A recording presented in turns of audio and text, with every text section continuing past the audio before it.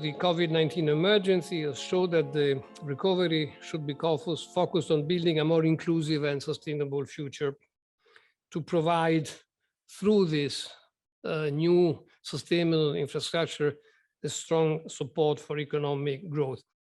Much remains to be done to reorient capital flows towards more sustainable investment options.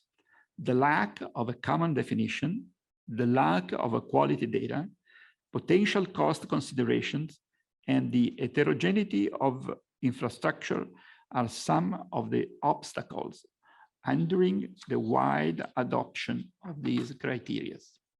Public-private schemes can provide a valuable answer to the problem. Now, if we want to make PPPs widely used, we need to target some of those gaps that have limited the use of PPP schemes.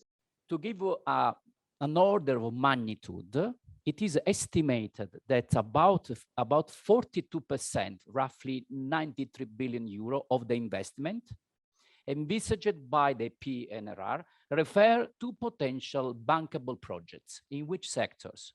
Digitalization, green infrastructure, and sustainable mobility.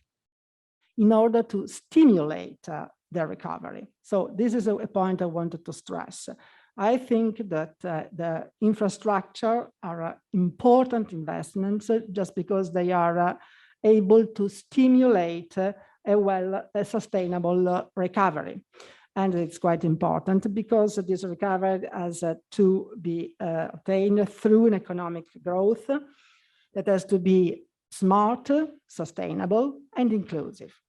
Safeguarding, protecting, as well as even contributing positively to ESG elements is no longer the purview of NGOs, which it was in the 70s, or MDBs in the 80s and 90s. We are seeing a real shift and a real interest from investors to look at ESG